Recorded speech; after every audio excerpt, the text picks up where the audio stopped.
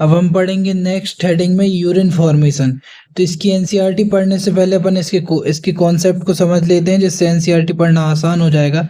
मैंने इसके कॉन्सेप्ट को ऐसे लाइन टू लाइन एक्सप्लेन कर दिया है। देखो, यूरिन जो फॉर्मेशन होता है वो 3 स्टेप में होता है। सबसे पहले ग्लोमेरुलर फिल्ट्रेशन होता है, फिर रीअब्जॉर्प्शन होता है, फिर उसका सिक्रेशन होता है। तो ये जो ग्लोमेरुलस फिल्ट्रेशन होता है ये 1100 से 1200 ml पर मिनट होता है। जो अपना हार्ट है ना, वो पर मिनट कितना पंप करता है, तो वो करता है 5000 ml। और उसके कंपैरिजन में ये कितना है, 1100। मतलब हार्ट का ये कितना हुआ, 1/5 हुआ। तो अपन इसको स्टेप बाय स्टेप देख लेते हैं। फर्स्ट में तो एनसीईआरटी ने यही डाटा बस दिया है कि 1100 से 1200 ml पर मिनट ब्लड को प्यूरिफाई करता है, जो हार्ट रेट का कितना होता है, 1/5 होता है। फिर देखो, इसने एनसीईआरटी में है कि ये 3 लेयर में फिल्ट्रेशन होती है। जैसे ग्लोमेरुलर, अपन ने भी स्ट्रक्चर पढ़ के आए। ग्लोमेरुलस किसको बोलते हैं अपन, इस टाइप के स्ट्रक्चर मेलपिजियन ट्यूब्यूल के ऊपर जो ये पार्ट बनता है, इसको अपन ग्लोमेरुलस बोलते थे। तो इसमें देखो, इसकी जो 3 लेयर हैं वो ब्लड प्यूरिफिकेशन का काम करती है। पहली तो ये हो गई, ये जो ब्लड कैपिलरियाँ इनकी एंडोथेलियम, देखो एंडोथेलियम ऑफ ब्लड वेसल, ये करती है। एक तो लेयर ये हो गई। फिर ये जो बोमन्स कैप्सूल है, जो ग्रीन कलर का आपको आउटसाइड में ये जो लेयर दिख रही है, ये है बोमन्स कैप्सूल की लेयर। तो बोमन्स कैप्सूल एपिथेलियम ये हो गया। फिर दोनों के बीच की एक और लेयर है बेसमेंट मेम्ब्रेन, जो इन दोनों के बीच ये दिख रही ब्लू कलर की, यहाँ से ब्लू कलर की बेसमेंट मेम्ब्रेन है। तो देखो, 3 लेयर हो गई अपनी। एक हो गई बोमन्स कैप्सूल की एपिथेलियम, एक हो गई बेसमेंट मेम्ब्रेन, और एक हो गई ब्लड वेसल्स की एंडोथेलियम। तो ये तीनों लेयर मिलकर अपने ब्लड को प्यूरिफाई करते हैं, उससे एक्सक्रीटरी प्रोडक्ट को बाहर निकाल के शुद्ध ब्लड को वापस अपने कैपिलरीज में पहुंचाते हैं। फिर अपन इसके आगे नेक्स्ट देखते हैं। इसके बाद है रीअब्जॉर्प्शन। तो एनसीईआरटी में लिखा है, देखो रीअब्जॉर्प्शन का रेट बताया है। सबसे पहले एक डाटा है कि 125 ml पर मिनट। फिर अपन अगर इसको लीटर पर डे में कन्वर्ट करेंगे तो ये मैथ्स से निकलता है कितना, 180 लीटर पर डे। तो देखो, 125 ml को अपन कन्वर्ट करेंगे काय में, लीटर में, और मिनट को कन्वर्ट करेंगे डे में। तो ये इस टाइप का डाटा आ जाएगा। इसमें से कोई भी एक डाटा आप याद रख सकते हैं और दूसरा उसके थ्रू निकाल सकते हैं। फिर बताती है एनसीईआरटी की 99% जो फिल्ट्रेट का पार्ट है रीअब्जॉर्ब हो जाता है। मतलब देखो, जितना भी ब्लड आया अपनी अपनी बॉडी से, जितना भी ब्लड इसमें किडनी में प्यूरिफाई होने के लिए आता है, उसका 99% पार्ट क्या होता है, एब्जॉर्ब, मतलब वापस अपनी कैपिलर को दे दिया जाता है। केवल 1% जो होता है वो वेस्ट मटेरियल होता है। तो देखो, जो ये एब्जॉर्ब पार्ट है, इसको 2 फॉर्म में अपनी बॉडी एब्जॉर्ब करती है, एक एक्टिव और एक इनएक्टिव। एक्टिव फॉर्म मतलब इसमें एनर्जी खर्च होती है, इनएक्टिव में एनर्जी खर्च नहीं होती। तो देखो, एक्टिव फॉर्म अपना ग्लूकोज, वाटर, Na+ मतलब सोडियम आयन, ये एक्टिवली अपनी बॉडी एब्जॉर्ब करती थी। और पेसिव रूप में नाइट्रोजनस वाटर और नाइट्रोजनस वेस्ट, जो अलग अलग टाइप का, उसको पेसिव फॉर्म में एब्जॉर्ब करती है। फिर बात करें अपन सिक्रेट किसको करते हैं, तो सिक्रेशन किसका होता है, H+, K+ और NH3 का। ये इतनी बात अपन को याद रखनी है। H+, देखो अब इससे क्वेश्चन किस टाइप के बनते हैं, जैसे देखो यूरिन में अपन क्या H+ सिक्रेट कर रहे हैं, तो अपना यूरिन कैसा होना चाहिए, एसिडिक होना चाहिए। उसमें अमोनिया भी है, इसके कारण भी एसिडिक, और H+ के कारण भी एसिडिक होता है। मेजर रीजन अगर पूछे तो किसके कारण एसिडिक होता है, तो ओनली H+ के कारण एसिडिक होता है। तो इस टाइप के क्वेश्चन पूछे जाते हैं।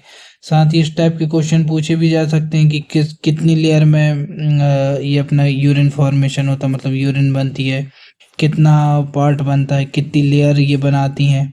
तो इस टाइप के क्वेश्चन आपको यहाँ से बन जाएंगे। अपन इसी क्वेश्चन की प्रैक्टिस कर लेते हैं।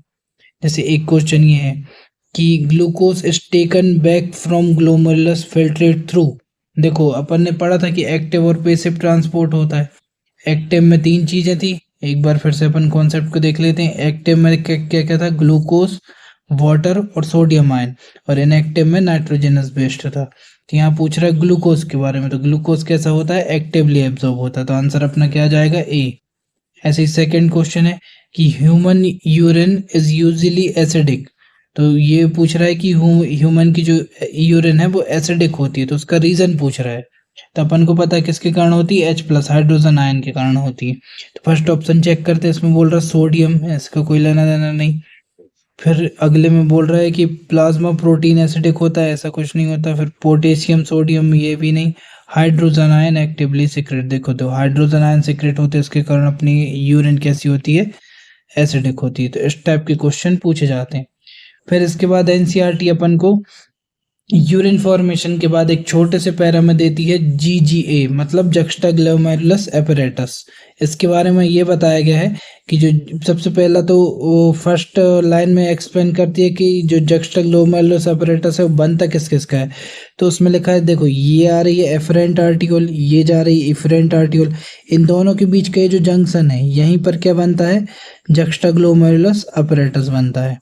तो यही लिखा है, देखो GGA formed by modification of DCT at contact point afferent and efferent article.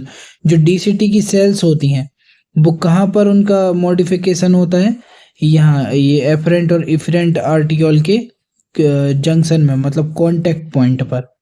फिर इसका वर्क क्या होता है इन सेल्स का, तो ये क्या करती हैं, रेनिन हार्मोन का सिक्रेशन करती है। और रेनिन हार्मोन क्या करता है, अपने जीएफआर जो अपन ने यहाँ पे पढ़ा था ना, ग्लोमेरुलस फिल्ट्रेशन रेट, ये वाला 125 ml पर मिनट या 180 लीटर पर डे, इसकी दर को बढ़ाती हैं। जैसे मान लो कि कुछ कारण से, कुछ रीजन से बॉडी में इनबैलेंस होने से इनकी रेट गिर जाती है, तो जीएफआर की जो जेजीए की जो जीजी सेल होती हैं, जेजी सेल मतलब जक्स्टाग्लोमेरुलस सेल, ये क्या करती हैं, रेनिन हार्मोन रिलीज करती हैं जो जीएफआर को वापस से बढ़ा देती हैं।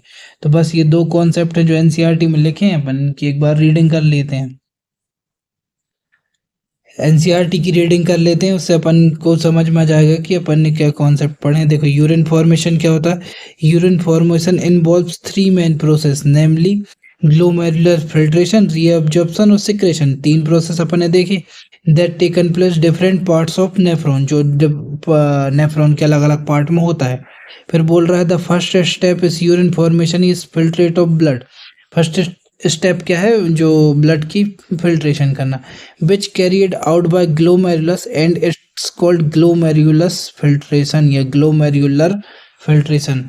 ऑन एन एवरेज 1100 से 1200, 1100 to 1200 ml of blood is filtered by kidneys per minute, which constitute रफली 1/5। देखो मैंने वहां बताया था ना कि कितना होता है, ये 1/5 होता है किसका, जो ब्लड पंप करता है, carrier reach out by ventricle of the heart, जो हार्ट का वेंट्रिकल जितना पंप करता है उसका 1/5 पार्ट होता है क्या, किडनी से निकलने वाला ब्लड। तो अपन ने वो ये भी यहाँ तक देख लिए थे। फिर ये बोल रहा है कि the glomerular capillary blood pressure cause filtrate of blood. जो इसका जो कैपिलरी होती है ना ग्लोमेरुलस की, वो क्या करती हैं, ब्लड प्रेशर क्रिएट करती हैं, जिससे क्या होता है, फिल्ट्रेशन, एक दबाव देती हैं जिससे ब्लड फिल्ट्रेट होता है।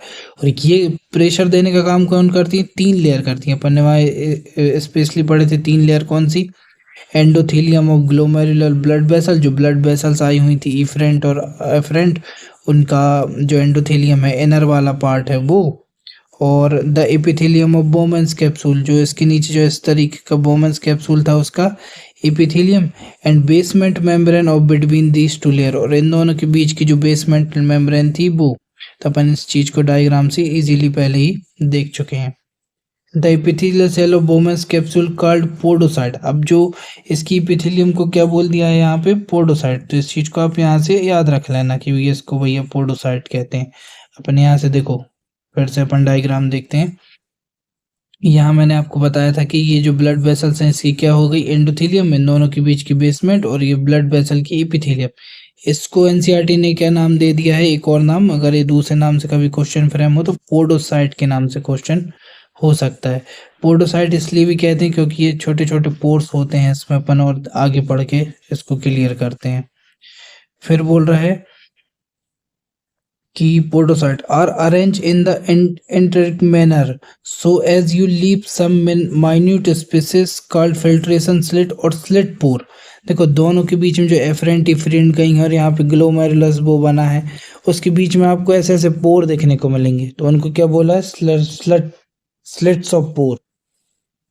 Blood is filtrated so finally through these membranes.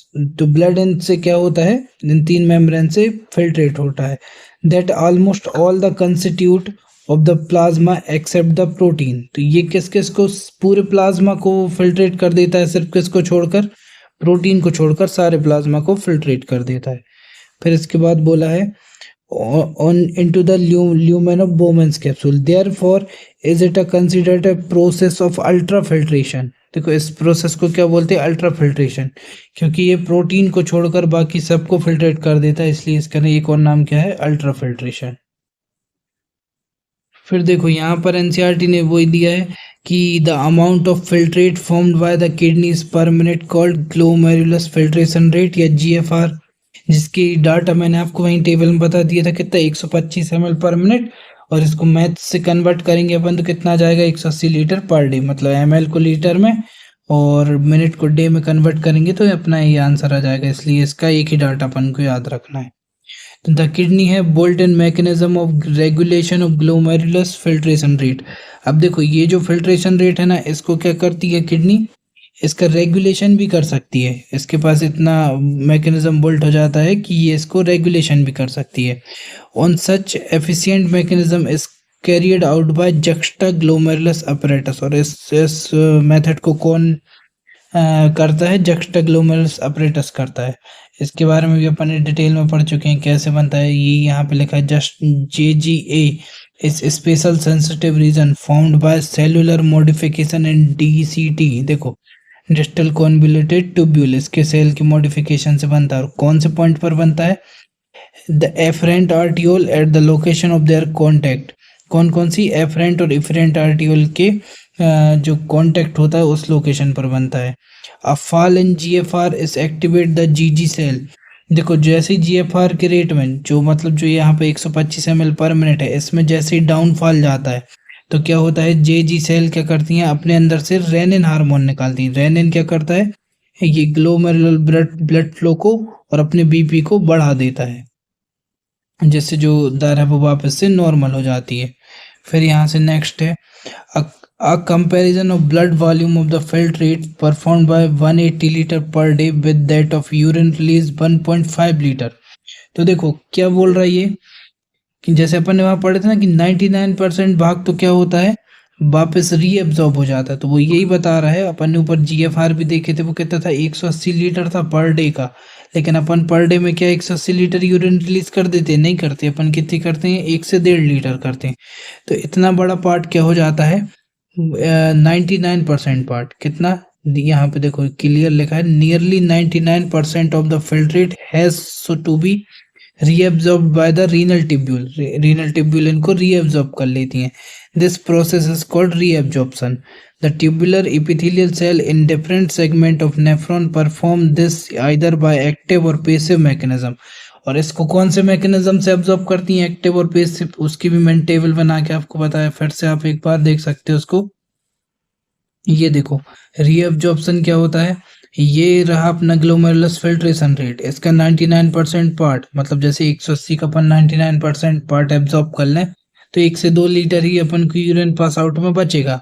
और इसको कौन सी मेथड से, एक्टिव या पैसिव मेथड से, तो इसी चीज को एनसीईआरटी में लाइन में लिखा है, तो अपन अब इसको ना पढ़ के सीधा वहीं से पढ़ेंगे तो अपन को सारी चीजें क्लियर हो जाएगी। यहाँ पर लिखा है कि देखो for example substance like glucose, amino acid, sodium ETC infiltrate in reabsorb actively whereas the nitrogenous waste are absorbed by the passive transport। देखो नाइट्रोजनस वेस्ट जो होता है वो कैसा होता है, passive. Reabsorption of base water also passive, तो water और नाइट्रोजनस वेस्ट कैसा था, पेसिव सेगमेंट में एब्जॉर्ब होता था, किसके द्वारा, नेफ्रॉन के द्वारा। फिर क्या बोल रहा है, during urine formation the tubular cell secrete substance like H+, K+ ammonia. देखो सिक्रेशन में कौन कौन हो गया अपना, H+, K+ और ammonia into the filtrate. Tubular secretion is also important step in urine formation. जो ये सिक्रेशन है ये इम्पोर्टेंट स्टेप है, क्यों है, क्योंकि इससे क्या होता है, it help the maintain of ionic and acidic balance of the body fluid, मतलब वही जो pH को मेंटेन करने का सिस्टम होता है, तो इसलिए इसको एक इम्पोर्टेंट स्टेप समझा जाता है, किसको, सिक्रेशन को। तो अपन ने इसको पहले कॉन्सेप्ट से पढ़ लिए, फिर एनसीईआरटी की लाइन पढ़ लिए, इससे रिलेटेड अपन ने क्वेश्चन की प्रैक्टिस कर लिए। तो ये हो गया। अब अपन नेक्स्ट देखेंगे।